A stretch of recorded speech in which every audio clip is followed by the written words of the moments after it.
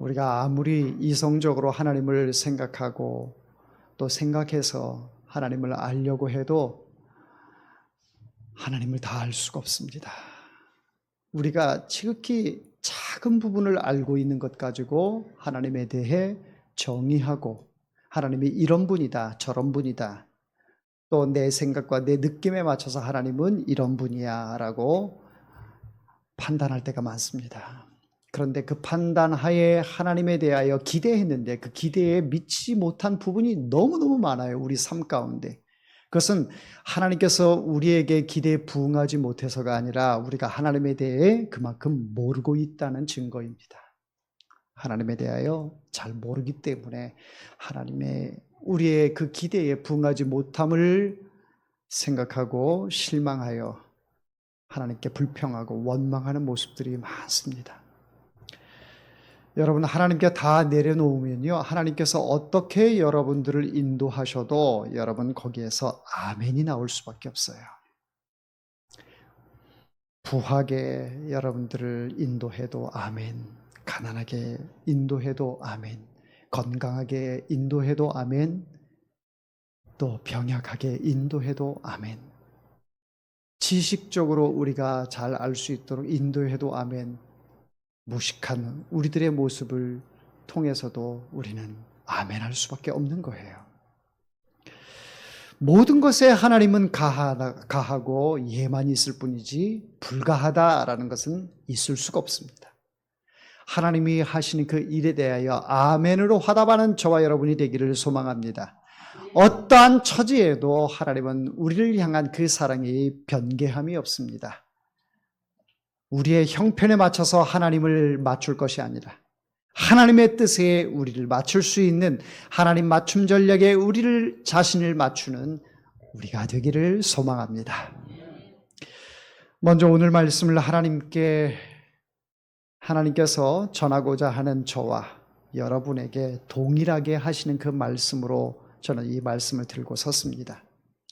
제 입술을 통해서 하나님의 말씀이 선포되지만 하나님께서 저에게 하시는 말씀, 우리 성도들에게 하시는 말씀, 우리 교회에게 하시는 말씀, 우리 온 땅에 있는 이 교회들에게 하시는 말씀으로 저는 그런 마음으로 이 말씀을 준비했습니다. 그리고 그 하나님의 말씀 앞에 이 시간에 굴복하기를 원하고 그 말씀 앞에 아멘으로 화답하기를 원합니다. 자, 오늘 말씀 제목이 뭡니까? 한번 따라해 볼까요? 눈 가문이 보이시네. 눈 가문이 보이시네. 네. 이 제목은 어떤 목사님이 설교 제목으로 사용하시기도 했고요. 또 이 노산 이은상 선생님의 그 시 한 편에 나오는 그런 내용입니다. 눈 가문이 보이시네. 그래서 이 시의 내용을 가지고 설교 제목으로도 많이 삼습니다. 그래서 저도 이 제목을 오늘 본문 말씀에 딱 어울리는 그런 제목 같아서 이렇게 제목을 붙여보았습니다. 노산 이은상 선생님의 소경되어지다라는 그 시집에 나오는 내용을 짤막한 내용인데 여러분들에게 소개를 해드립니다. 배오려 안 베느님, 눈 가문이 보이시네. 눈 감아야 보이신다면 소경되어지이다.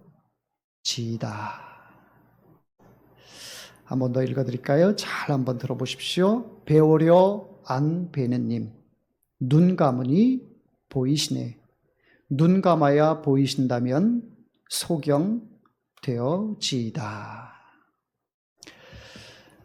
남자가 여자에게 콩깍지를 씌우면 그 여자밖에 보이지 않습니다.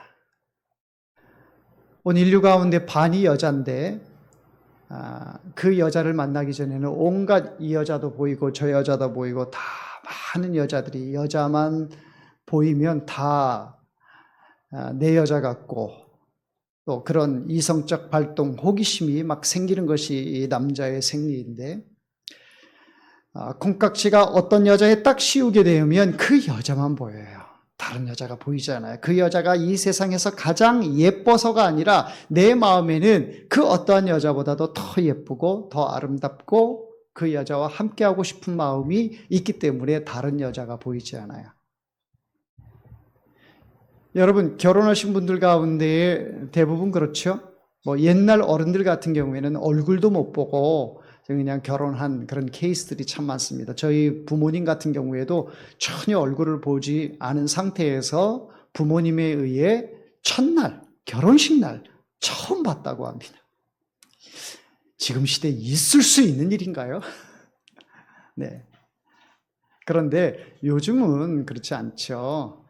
모두가 다 콩깍지가 씌우면 그 남자, 그 여자밖에 보이질 않아요. 그래서 결혼한 것 아닙니까? 네. 그처럼 내 여자가 딱 보이니까 다른 여자들이 보이지 않아요. 다른 조건들이 보이지 않아요. 그것만 보는 거예요. 다른 여자들에 대해서 눈을 감으니까 내 여자만 보이는 거죠. 그렇지 않습니까? 우리 사랑하는 남자 여러분, 결혼하신 분들은 다른 여자에 대해서 눈을 감으시길 바랍니다. 내 여자만 바라봐야 합니다. 할렐루야. 결혼했는데도 자꾸 다른 여자 보면 안 돼. 결혼했는데도 자꾸 다른 남자 보면 안 돼. 내 여자, 내 남자만 봐요. 그게 하나님을 기쁘시게 하는 거예요. 어떤 모양으로도 우리는 하나님을 기쁘시게 해야 돼요. 우리 원정성 권사님 오늘 나오셔서 참 반갑습니다. 우리 장로님만 보이시죠? 다른 남자 안 보이시죠? 우리 장로님, 권사님만 보이시죠? 네, 그러신 줄 믿습니다. 네. 자, 눈을 감으니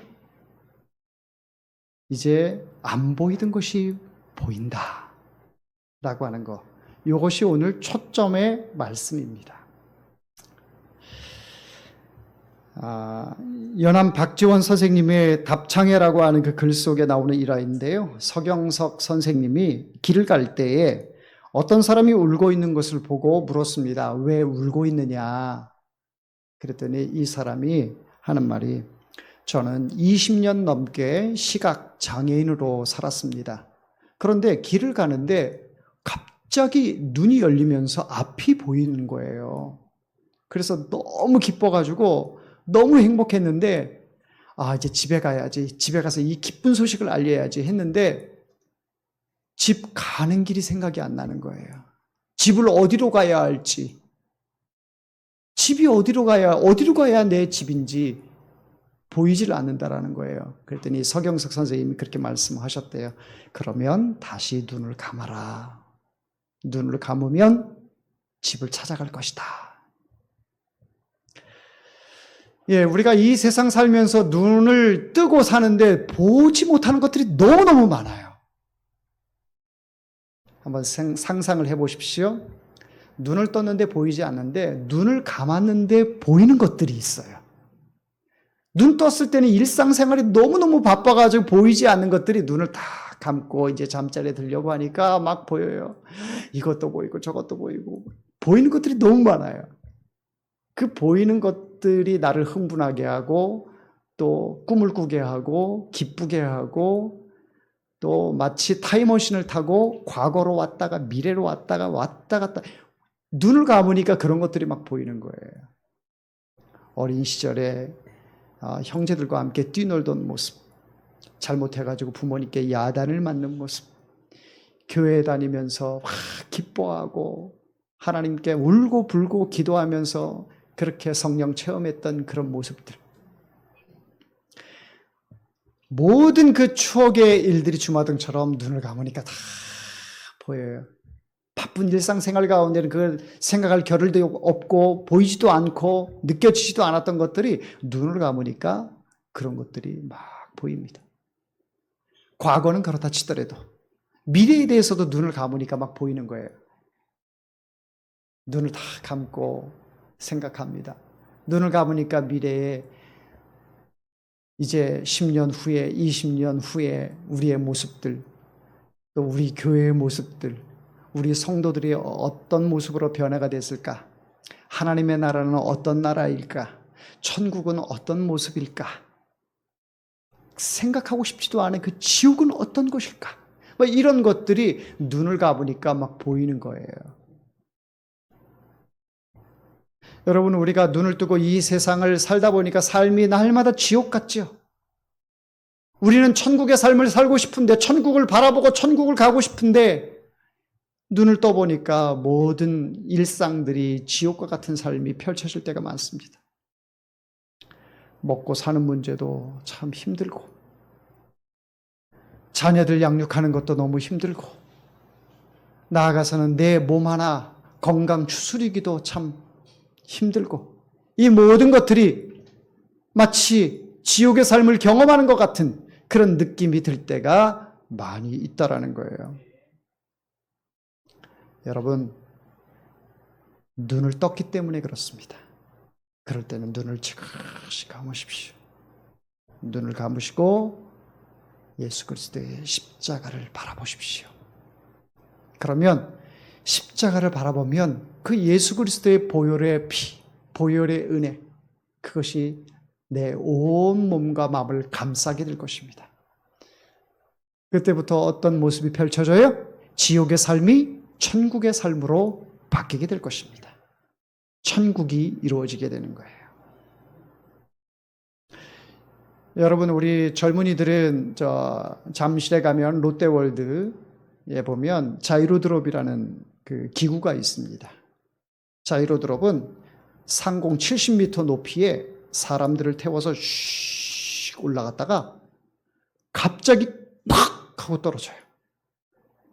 그러면 무중력 상태가 되거든요. 사람이 이렇게 올라가다가 탁 떨어지면 심장이 철렁합니다.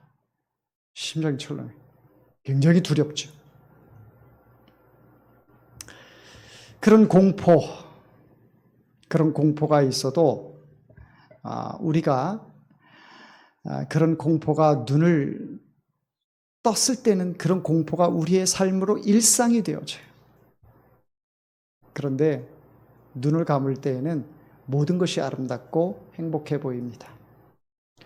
근데 여기까지여야 돼요. 여기까지여야 합니다. 여기서 더 나아가면 계속 눈 감고 싶다. 눈 뜨고 싶지 않다. 여기까지 나가면 안 돼요. 그렇게 되면 이 자기 자신에 대해서 이 생명을 하나님이 주셨는데 그 생명을 소홀히 여기는 데까지, 극단적인 선택까지 이렇게 나아가게 되는 거예요. 그러니까 눈을 감고 하나님께서 어떤 우리 가운데의 세상을 펼치시는지 그런 것들을 바라보고, 또 우리가 가는 그 천국을, 성경에서도 천국에 대해서 말씀하고 있지만 또 내가 그리는 천국은 어떤 모습일까? 내가 그리는 천국은 그것은 완전한 천국이 아니죠. 성경에서 말하고 하나님이 말씀하시는 그 천국이 완전한 천국인데, 하나님이 말씀하시는 그 천국에 내가 그 상상의 천국의 그림을 한번 그려보면 아름다운 삶이 될 것입니다. 여러분, 보이지 않는 것을 캐내는 것도 이거 참 능력이거든요.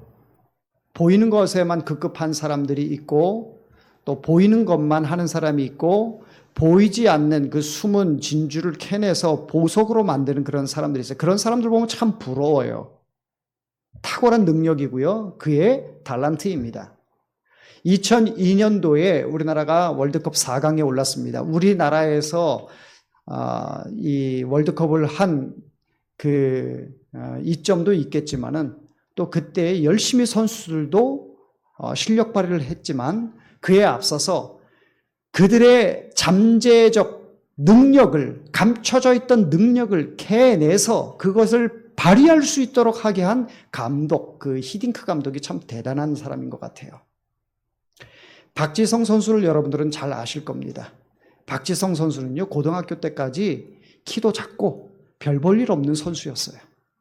탁월하지 않은 선수예요. 그냥 평범한 수준에 있는 그런 선수였습니다. 대학도 오라는 데가 없었어요.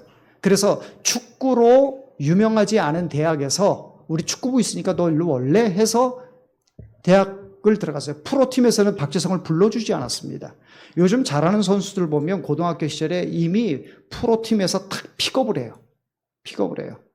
그런데 박지성 선수는 프로팀에서 불러주는 팀이 없다 보니까 이 무명의 대학으로 들어가서 거기서 선수 생활을 했어요. 그런데 히딩크 눈에 그 선수가 탁 보인 거예요.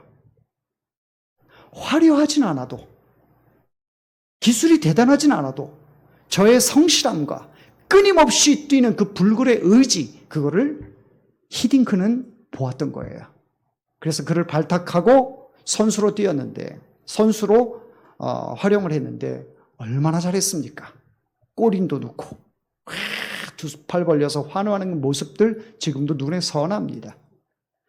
그의 잠재력을 끄집어내니까 세계 무대, 세계 최고의 무대에서도 훌륭한 선수로 뛰다가 은퇴하게 되었죠. 지금도 한국 축구의 레전드다 하면 뭐 차범근, 그리고 박지성, 빼놓을 수 없는 인물이죠. 박지성 선수. 그러니까 그 보이지 않는 그것을 꺼내는 그 사람의 능력, 대단하지 않습니까? 보이지 않는 그런 것들이 여러분들 심령 가운데도 다 내재되어 있어요. 하나님께서 여러분들 가운데 아직 발현되지 않아서 그렇지 속에 그 잠재력이 많이 있다라는, 하나님께서 그것들을 다 주셨어요. 그것을 하나님께 기도하면서 그것이 드러나서 활용될 수 있도록 하나님께서는 나의 잠재력을 끄집어내는 그 능력이 있으신 그 하나님을 여러분 믿으시길 바랍니다. 여러분들 심령 가운데 그런 것들을 하나님이 다 주신 것을 믿으시길 바랍니다. 내 자신 스스로가 미리 바리케이트를 치고 포기하고 주저앉고 그러지 마시고, 하나님은 너를 통하여, 나를 통하여 하나님의 일을 이루시기를 원하신다라는 거예요.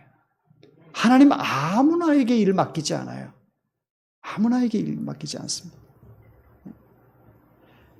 하나님의 그 능력이 여러분들 심령 가운데 지금 다 내재되어 있는데, 그때가 이제 폭발하고 포텐이 터지는 그 날이 여러분들 가정 가운데, 교회 가운데 분명히 나타날 줄 믿습니다.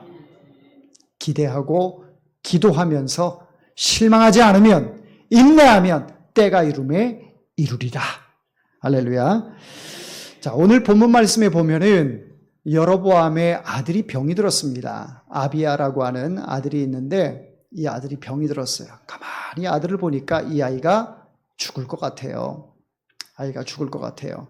그래서 여로보암이 이 아들을 좀 살리고 싶은데 어떻게 하나? 의학적으로도 안 되고 뭐 여러 가지 생각을 해봐도 방법이 없어요. 그때 생각난 사람이 하나 있었으니 누구냐? 선지자 아히야가 생각이 났습니다. 아히야가 누굽니까? 여로보암이 북이스라엘의 10지파를 중심으로 해서 왕이 될 것을 예언한 사람이 아히야 선지자였습니다. 아히야 선지자는 여로보암이 왕이 될 무렵에 이렇게 말을 했습니다. 아히야가 하나님을 사랑하고 하나님의 명령을 지키고 다윗 왕이 걸어간 그 길을 걸어간다면 너의 나라가 내 집안이 든든히 세워지리라. 여로보암에게 하나님을 대신해서 아히야가 말씀을 한 거예요. 그런데 이 말에 대해서 여로보암이 귓등으로도 듣지 않아요. 가슴에 새겨야 되는데 하나님을 사랑해야 되고 또는 하나님의 명령을 지키고 다윗이 걸어간 그 길, 하나님의 길을 내가 걸어가야 되는데 전혀 그럴 마음이 없어요. 그러니까 하나님에 대하여 불신하고 있는 거죠. 태어날 때부터 하나님의 말씀을 받았고 하나님의 자녀로 컸는데 이제 크면서 이성이 발달하고 성장을 하면서 이 이성에 세상 것들이 눈에 들어오면서 하나님이 보이지 않는 거예요. 하나님이 보이지 않으니까 하나님의 음성도 들리지가 않는 것입니다. 보이지 않는 것을 믿는다라고 하는 것이 이게 대단한 거거든요. 사람들은 이성이 이끌리는 대로 살아가는 것이 본성입니다. 그러니까 눈에 보이지 않으면 믿으려고 하지 않아요. 내가 보지 못했는데 어떻게 믿어? 그렇게 사람들은 생각을 하죠. 그러다 보니까 아히야 선지자의 이 말에 대해서 가슴에 두질 않았는데 본인이 지금 아들이 병들어서 죽어가는 그 모습 앞에 너무너무 고통스러운 거예요. 이 아들이 죽어가는 그 모습 보는 그 부모의 심정이 어떻겠습니까? 너무 고통스러우니까 어떻게 하나, 어떻게 해야 되나 그 고민을 하던 끝에 누가 생각이 났어요? 아이야 선지자가 생각이 났습니다. 그래서 그 아이야 선지자에게 여로보암의 아내를 보내는데, 아내를 보낼 때 이렇게 말을 합니다. 당신은 변장을 하고 선지자를 찾아가라. 당신이 여로보암 내 아내인 것을 모르게 변장을 해서 선지자를 찾아가라. 이렇게 얘기를 합니다. 자, 변장을 했어요. 뭐 그 당시에 변장을 해도 뭐 얼마나 변장을 했겠어요. 지금 요즘 변장하는 사람들 보면 여러분 전혀 다른 사람입니다. 이 변장 기술이 얼마나 뛰어난지 완전히 다른 사람이에요. 그 범죄자들이 변장 기술이 뛰어난 사람들은 완전히 다른 사람으로 얼굴을 탁 바꿔가지고 변장을 해서 또 다른 범행을 저지르고 또 다른 범행을 저지르고 이런 사람들이 많아요. 그런데 그 옛날에 변장을 했다고 해도 뭐 얼마나 변장을 했겠어요. 그런데 문제는 뭐냐? 아이야 선지자는 나이가 많아서 시력을 잃었어요. 시각장애인이 되었습니다. 앞을 보지 못해요. 그러다 보니까 누가 와도 누가 누군지 몰라요. 말을 안 하고 오면 알 수가 없습니다. 그런데 하나님께서 아이야 선지자에게 이르십니다. 여로보암의 아내가 너한테 찾아올 텐데 변장하고 아내가 아닌 것처럼 속이고 너 앞에 올 것이다. 하나님께서 알려주셔요. 그래서 여로보암의 아내가 변장해서 돌아왔을 때 대번에 알아봅니다. 대번에 알아봐요. 여로보암의 아내, 네가 왜 변장을 하고 왔느냐? 딱 대번에 알아봅니다. 여러분 어떻게 할 수 있었을까요? 어떻게 이 아이야 선지자는 시각장애인임에도 불구하고 어떻게 그것을 알았어요? 마음으로 하나님을 보고 있었기 때문에 하나님께서 하나님의 눈이 아이야 선지자의 눈이 되어준 것입니다. 세상에 대하여 눈을 감으니까 하나님이 보여요. 하나님의 마음이 느껴져요. 그걸 가지고 전하는 것이 이것이 참 선지자고 그런 말씀을 전하는 것이 참 목사입니다. 세상에 대하여 눈을 감으니까 하나님께서 무엇을 원하시는지, 이 세상에 어떤 것을 우리에게 요구하시는지, 하나님의 나라가 어떤 것인지, 하나님의 백성들에게 어떤 말씀을 전해야 하는 것인지 그것이 보이게 되는 것이죠. 여러분, 보는 것만큼 확실한 것이 어디 있겠습니까? 내가 눈으로 봤어요. 그러면 그것을 입으로 증거함에 있어 거리낌이 없죠.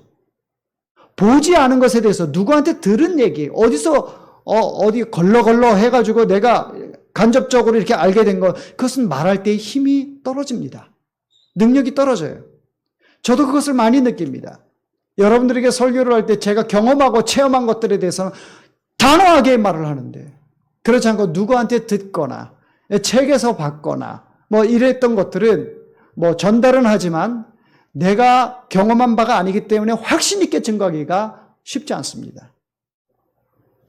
그런 거예요. 눈으로 본 것은 우리는 심지어 이렇게 말을 합니다. 맹세하는데 내가 보증한다. 이렇게 말할 정도로 강하게 이야기를 합니다. 왜? 눈으로 봤기 때문에.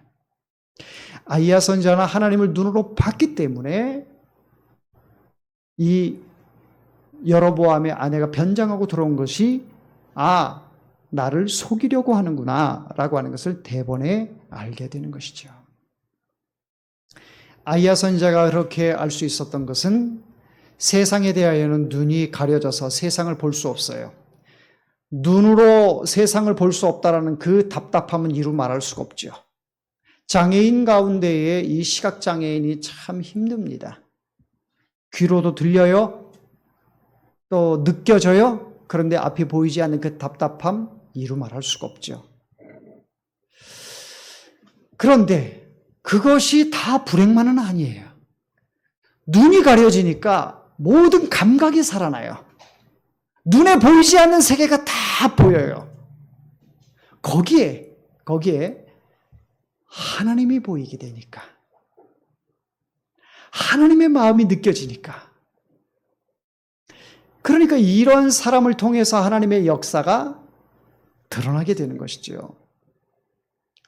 시각장애인에 대해서는 우리는 편견을 많이 가지고 있습니다. 어떻게 불쌍해서 어떻게 저런 모습으로 살아가나 이렇게 생각이 들 때도 있으나 오히려 그 사람이 우리를 볼 때 참 불쌍하다 이렇게 느낄 때도 많습니다.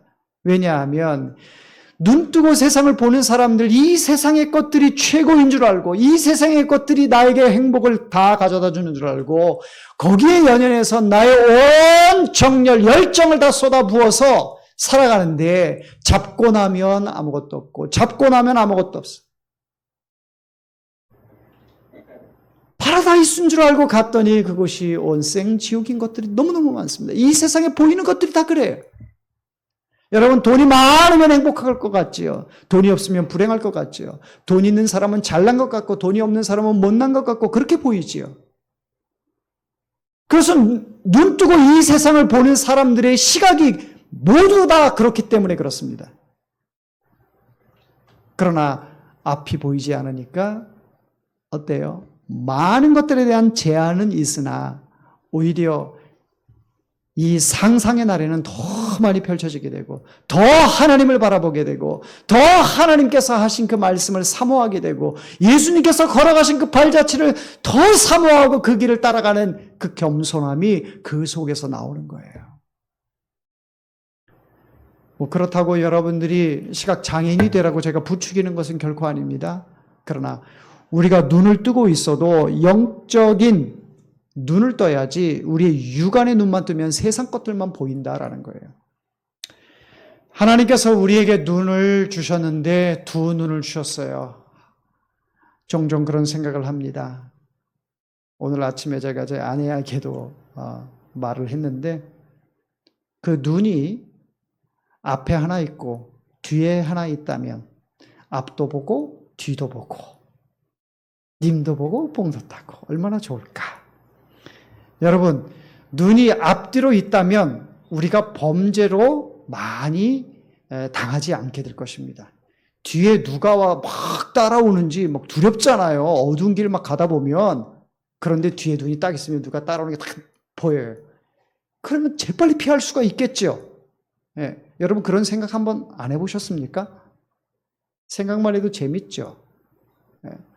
그런데 하나님께서 우리의 눈을 앞을 바라보도록 두 눈을 주셨어요. 뒤에 주지 않고. 그래서 우리가 눈으로 본다라고 하는 것은 무엇을 의미하느냐? 바로 선택적인 것을 얘기하는 거예요. 선택한다라는 거예요. 내가 앞을 바라보는 거, 내가 선택했어. 그러면 뒤에는 내가 선택이 아니니까 보이지 않게 되는 것이죠. 무엇을 얘기하느냐? 우리가 이 두 눈을 가지고 세상을 바라보니까 보이지 않는 뒤에 계신 하나님이 보이지 않는다라는 거예요. 눈을 뜨고 세상만 바라보니까 하나님이 보이지 않아요. 그것은 선택이에요. 내가 세상을 선택한 거예요. 하나님을 선택하지 않게 된 거예요. 이제는 우리의 영적인 눈을 떠서 하나님을 바라봐야 합니다. 세상에 대하여 눈을 감으니까 하나님이 보입니다. 아이야 선지자가 그렇습니다.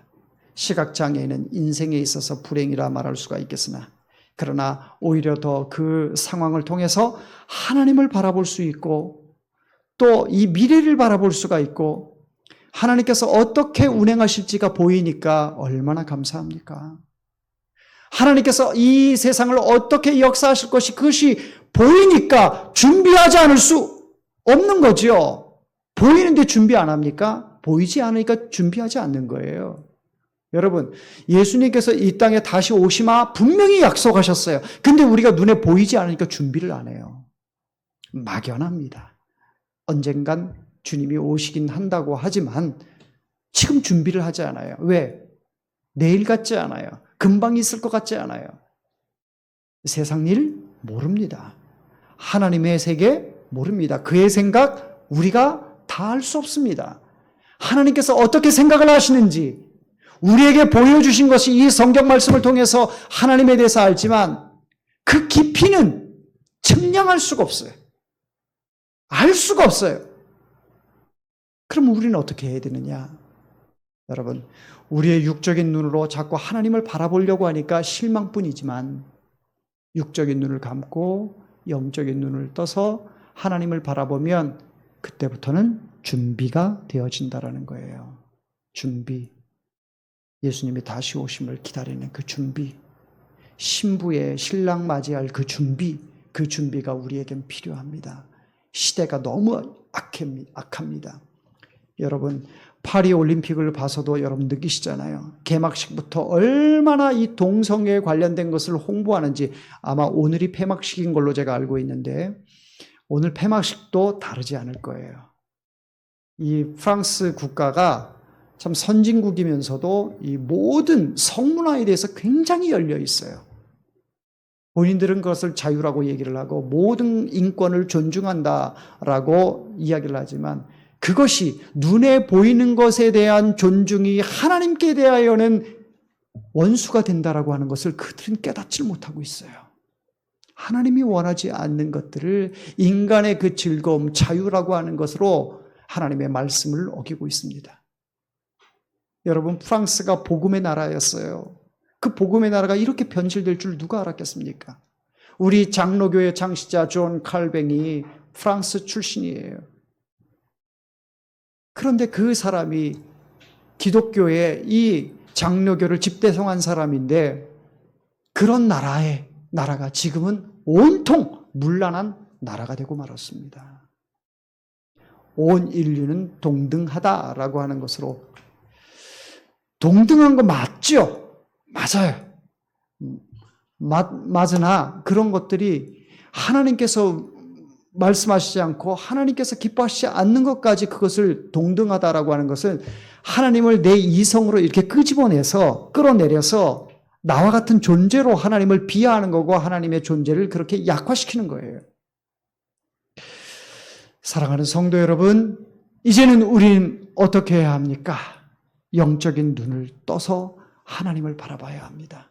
세상의 것들에 너무 집착하는 육의 눈을 가지고 세상을 살아간다면 하나님은 점점 희미해져 갈 것입니다. 하나님은 점점 멀리 계신 분으로 느껴지게 될 것입니다. 하나님과 더 가까이 하고 싶습니까? 하나님의 음성을 더 듣고 싶으십니까? 그렇다면 내 육안의 눈을 닫아야 합니다. 점점 이 육적인 눈에 대해서 여러분들이 초점을 두면 안 됩니다. 세상에 대해서 포기하라는 얘기 절대 아닙니다. 말씀을 곡해해서 들으시면 안 돼요. 세상은 하나님께서 우리에게 주셨고 이 세상이 우리의 필드라고 말씀을 하셨어요. 그래서 세상 속에 살아가는 건 당연한데 세상을 이 육의 눈으로 보는 것이 아니라 하나님의 눈으로 보면 모든 것이 아름답게 보이고 이 세상의 모든 사람들이 하나님의 백성이 되어야 하는 그 기쁨이 이 속에서 막 나와요. 그래서 하나님을 알지 못하고 잘난 척하는 사람들, 하나님에 대해서 예수 그리스도에 대해서 핍박하면서 온통 엉뚱한 짓을 하는 그 사람들을 어떻게 보게 돼요? 부러움의 대상이 아니라 불쌍한 영혼으로 보게 되는 것이요. 불쌍한 영혼으로. 세상 사람들이 왜 하나님을 믿지 못합니까? 하나님이 보이지 않기 때문에 그래요. 영적인 눈을 감고 있으면 하나님이 절대 보이지 않습니다. 육적인 눈만 가지고 보니까 그러는 거예요. 자, 말씀을 맺겠습니다. 오늘 이 아비야라고 하는 그 여로보암의 아들이 이제 병들어서 죽게 됨을 통해서 혹시라도 아히야 선지자가 낫게 치료의 광선을 바라게 할까 그 기대를 가지고 갔으나 오히려 아히야 선지자는 이 아이에 대하여 부정적인 얘기를 해버립니다. 왜? 하나님께서 그 마음을 주셨어요. 이 아비야는 여로보암의 아들은 죽게 될 것이다. 죽게 될 것이다. 하나님께서 여로보암의 죄로 말미암아 아비야가 죽게 될 것이다 라고 이해를 해요. 그런데요, 여러분 보세요. 아비야가 어린 나이에 이제 죽게 되거든요. 어린 나이에 죽게 되는데 희한합니다. 희한해요. 그 아이를 볼 땐 너무 불쌍해요. 이제 죽을 것 같으니까, 이제 죽게 되니까 너무 불쌍하잖아요. 그런데 이 아비야가 하나님을 알았어요. 하나님을 알았어요. 그래서 죽게 되었는데 그 여로보암의 가문 가운데 많은 남자들이 있는데 전부 다 하나님을 모르는데 이 아비야만 하나님을 알았다라는 거예요. 그래서 이 아비야의 죽음에 대해서 긍정적으로 성경이 기록을 하고 있습니다. 참 놀랍죠. 다른 모든 자식들은 다 뭐 지나가는 개가 막 먹을 것이고 날아다니는 새가 쪼아 먹을 것이고 다 그들의 시체들이 막 그렇게 될 것이다 했는데 이 아비야만큼 어린 나이에 죽은 아비야만큼은 하나님을 알았어요. 하나님의 사랑은 변함없이 또 우리를 향하고 있다라는 사실을 다시 한번 상기하는 그런 내용이 아닌가 싶습니다. 이 세상 살아감에 있어서 여러분 우리의 육으로 이 육적인 눈을 가지고 세상을 바라보면 늘 힘듭니다. 늘 짜증납니다.